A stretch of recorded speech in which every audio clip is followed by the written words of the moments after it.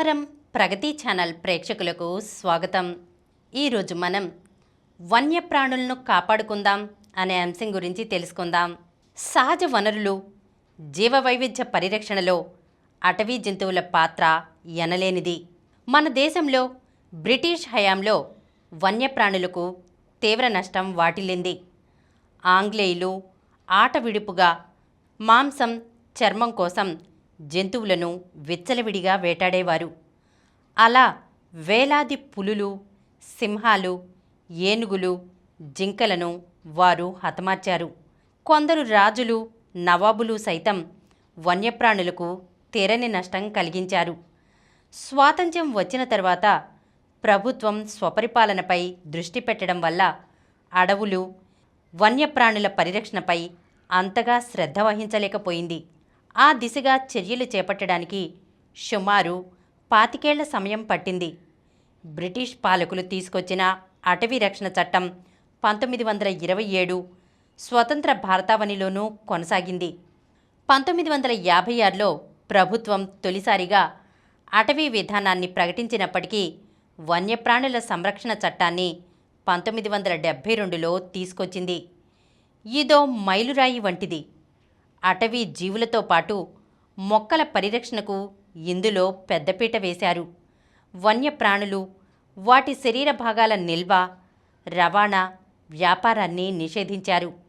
ఈ చట్టాన్ని ఉల్లంఘించే వారికి 3 నుంచి 7 ఏళ్ల జైలు శిక్ష లేదా జరిమానా, లేదంటే రెండూ విధిస్తారు.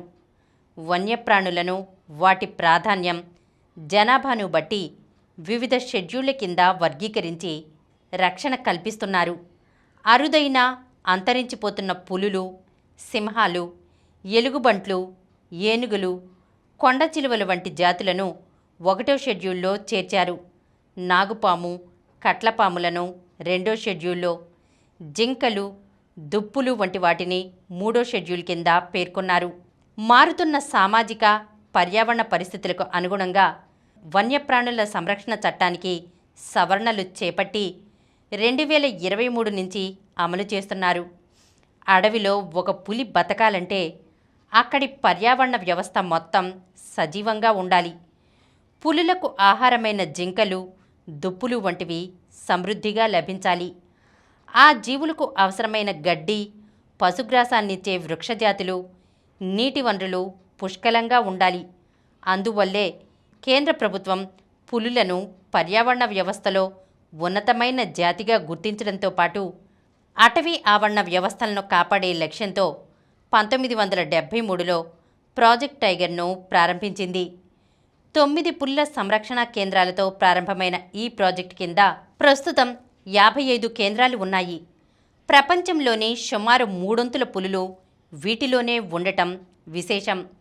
ఆంధ్రప్రదేశ్లోని నాగార్జునసాగర్, శ్రీశైలం పులుల సంరక్షణ కేంద్రం, తెలంగాణలోని అమ్రాబాద్, కవ్వాల్ సంరక్షణ కేంద్రాలు ఈ ప్రాజెక్టు కింద ఏర్పాటైనవే. 1973లో దేశంలోని మొత్తం పులుల సంఖ్య 1811. నిరుడు అది 3682కు చేరుకుంది. ఇలా పులులు, ఇతర వన్యప్రాణుల సంరక్షణ వెనుక అటవీ అధికారులు, సిబ్బంది కృషి ఉంది. క్లిష్టమైన పరిస్థితుల్లో విధులు నిర్వహిస్తూ ఎంతోమంది అటవీ ఉద్యోగులు అమరులయ్యారు. వన్యప్రాణుల సంరక్షణలో అనేక సవాళ్లు ఎదురవుతున్నాయి. చాలా చోట్ల పులుల ఆవాసాలు విచ్ఛిన్నమవుతున్నాయి. వన్యప్రాణులు ఒక ప్రాంతం నుంచి మరో ప్రాంతానికి సంచరించే మార్గాలు కనుమరుగవుతున్నాయి. మనుషులకు, వన్యప్రాణులకు మధ్య ఘర్షణలు తలెత్తుతుండడంతో ప్రాణ, ఆస్తి, పంట నష్టాలు సంభవిస్తున్నాయి. గుట్టుచప్పుడు కాకుండా వన్యప్రాణుల వేట, రవాణా కొనసాగుతుంది. మానవ కార్యకలాపాల వల్ల కాలుష్యం, వాతావరణ మార్పులు ప్రమాదకరంగా మారుతుండడంతో అటవీ ప్రాణుల మనుగడ ప్రశ్నార్థకమవుతోంది. మరోవైపు వన్యప్రాణుల సంరక్షణకు అవసరమైన నిధులు, సిబ్బంది లేకపోవడం పెద్ద సమస్యగా మారింది. అటువంటి సవాళ్లను అధిగమించడం అత్యావశ్యకం. ప్రజలకు వన్యప్రాణుల పట్ల అవగాహన పెంచడంతో పాటు స్వచ్ఛంద, కార్పొరేట్ సంస్థల సహకారంతో జంతువుల సంరక్షణకు ప్రభుత్వాలు నడుం బిగించాలి.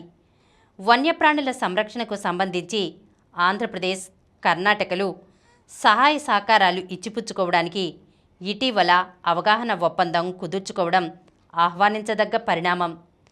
ప్రకృతి సంపదను కాపాడుకుని భావితరాలకు వాటిని వారసత్వంగా అందివ్వడానికి ఇటువంటి చర్యలే అవసరం. ఈరోజు మనం వన్యప్రాణులను కాపాడుకుందాం అనే అంశం గురించి తెలుసుకున్నాం కదా. మరొక అంశంతో మళ్ళీ కలుద్దాం.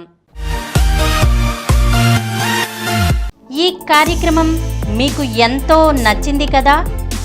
ఇటువంటి మరిన్ని వీడియోల కోసం అనతి కాలంలోనే 20 కోట్ల వ్యూస్ సాధించిన సమరం ఛానల్ సమర్పించు సమరం ప్రగతి ఛానల్కు సబ్స్క్రైబ్ చేయండి, లైక్ చేయండి, మీ ఫ్రెండ్స్కి షేర్ చేయండి. అలాగే ప్రక్కనున్న గంట సింబల్ని ప్రెస్ చేయడం మర్చిపోకండి.